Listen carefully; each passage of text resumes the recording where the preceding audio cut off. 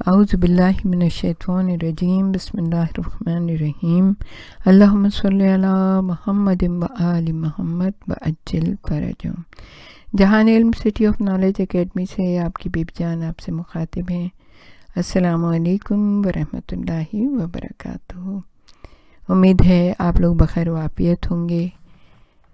عاشورہ اور خواتین اور واقعہ کربلا میں خواتین کے کردار کے بارے میں ہم آپ کے سامنے چیدہ مسائل ان کے پیش کر رہے ہیں، ان کے بارے میں جو واقعات ہیں وہ بھی پیش کریں گے آپ کے سامنے، اور یہ ہماری ویڈیوز جو ہیں کنٹینیو ہیں۔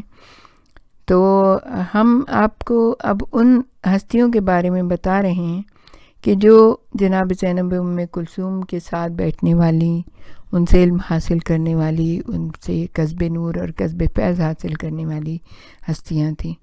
یہ تو درست ہے کہ دختران فاطمہ زہرا رسول اللہ کی نواسیاں اور خاندان رسالت سے تعلق رکھنے والی بیبیاں جو ہیں ان کے بارے میں جتنی بھی گفتگو کی جائے وہ ناکافی ہی ہوتی ہے، اور کتابیں بھری پڑی ہیں ان ہستیوں کے بارے میں، ان کی گفتگو کے بارے میں، ان کے ایک ایک عمل، ایک ایک لفظ اور ایک ایک جملے کے بارے میں لوگوں نے بہت بہت مقالے لکھے ہیں۔ لیکن انصار امام حسین علیہ السلام کی خواتین بھی کم حیثیت اور نظر انداز کرنے کے قابل نہیں۔ یہ خواتین ایک طویل عرصے تک حضرت زینب و ام کلثوم کی ہم نشین اور ان کے منصوبوں میں شریک، فکر و نظر اور عمل میں ان سے ہم آہنگ رہی ہیں۔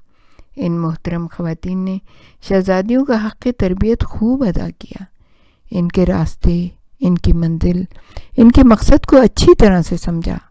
تاریخ عاشورہ کے سلسلے میں ان باکردار خواتین نے طویل مقابلوں میں فرمان حضرت زینب اور اقدام دختر سیدہ فاطمہ الزہرا سلام اللہ علیہا دختر رسول خدا پر چشم و گوش لگا دیے تھے۔ ان کی انتہائی کوشش یہی تھی کہ ہاتھ اور پاؤں میں دوئی نہ ہونے پائے، جو ان کے ہاتھ کا اشارہ ہو ہمارے قدم اسی طرف پڑیں۔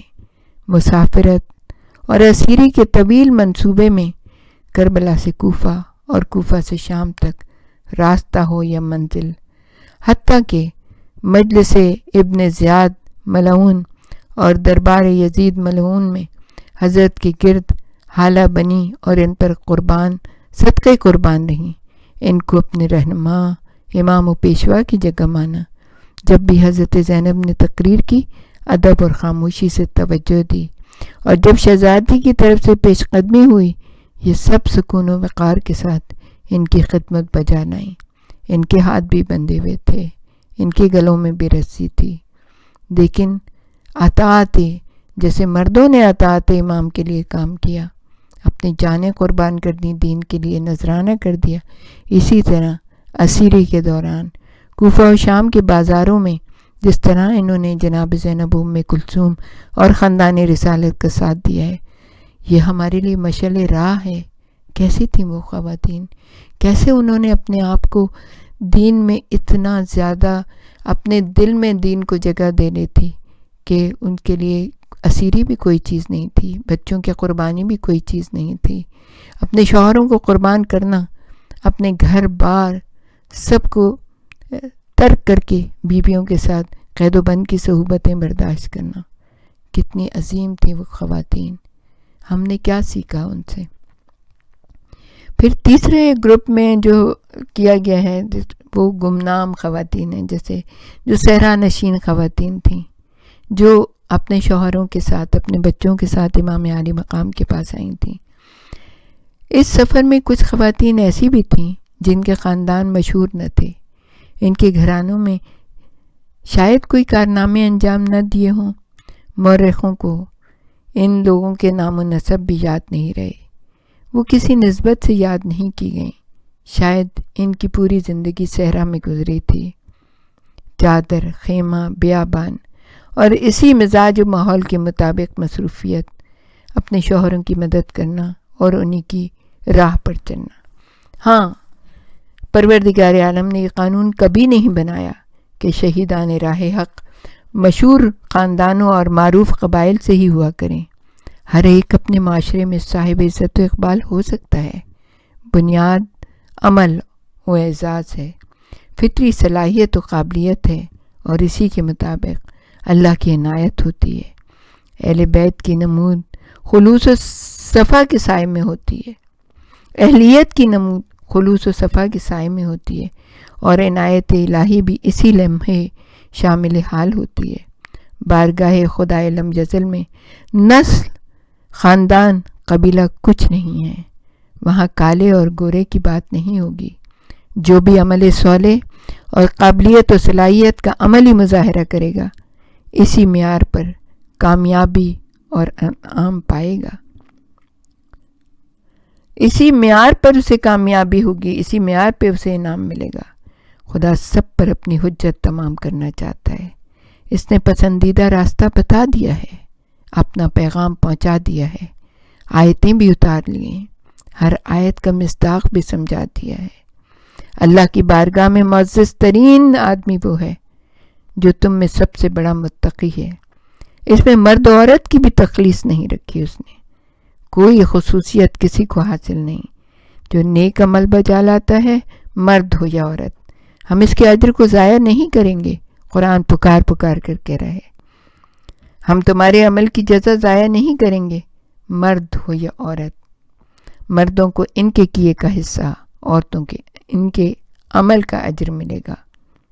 قرآن گواہی دے رہا ہے، اللہ کا وعدہ ہے، جو بھی اپنے آپ کو بلند کرنا چاہے، جو بھی اپنی سطح سے بلند ہونا چاہے، جو بھی اللہ کا قرب حاصل کرنا چاہے، جو بھی اہل بیت کے دامن سے وابستہ ہونا چاہے، کوئی کمی نہیں ہے۔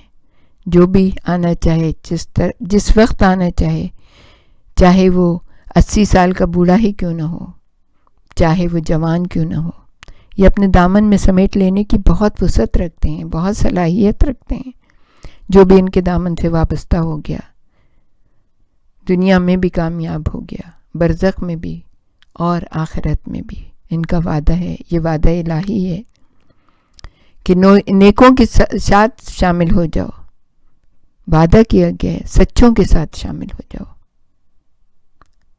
تو عزیزان گرامی، پروردگار عالم نے جو وعدہ کیا ہے وہ سچا ہے، اور ہم دیکھتے ہیں ہر سال کس طرح یہ ماہ محرم منایا جاتا ہے، کس طرح رسول کے خاندان پہ جو ظلم و ستم کیے گئے اس کی یاد منائی جاتی ہے۔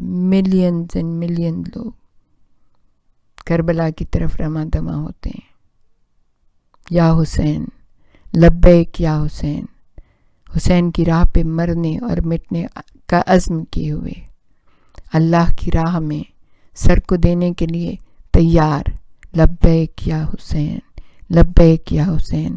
اس میں مردوں کی تخصیص نہیں ہے، خواتین بھی ہوتی ہیں، خواتین مردوں سے آگے ہوتی ہیں، بچے بھی ہوتے ہیں۔ یہ کس کے صدائے ہوئے ہوتے ہیں؟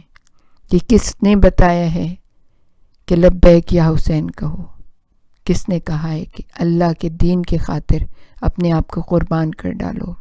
یہ سبق ہمیں اسی دبستان سے ملتا ہے، اسی اسکول سے ملتا ہے، اسی مکتب سے ملتا ہے، جو کہ حسین کا مکتب ہے، جو کہ عباس کا مکتب ہے، جہاں کی خواتین ہاتھوں میں رسی بھی بندھی بھی ہو، گلے میں رسی بندھی ہو، سر پہ چادر نہ ہو، لیکن کوفہ و شام کے بازاروں میں اس طرح سے اسلام کا اور دین کا اور امامت کا اور رسالت کا پرچار کرتی ہوئی نظر آتی ہیں کہ لوگ خوف زدہ ہو جاتے ہیں۔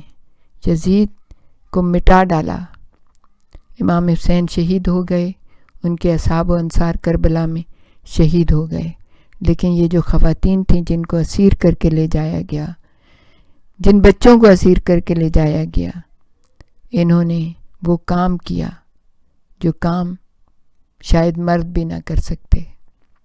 انہوں نے یزید کا نام جو ہے وہ گالی بنا دیا۔ کوئی یہ نہیں کہہ سکتا کہ آج ہمیں یزید کے ساتھ مشہور ہونا ہے۔ ہاں، سب یہ کہہ سکتے ہیں کہ حسین ابن علی اور ان کے خاندان کے ساتھ، سردار جوانان جنت کے ساتھ، اور سیدہ کونین اور سیدہ جنت کے ساتھ، خاتون جنت کے ساتھ ہم مشہور ہوں گے، تو دنیا میں بھی ہمارے لیے فلاح ہوگی، آخرت میں بھی ہمارے لیے فلاح ہوگی۔ وآخر دعوانا ان الحمد للہ رب العالمین۔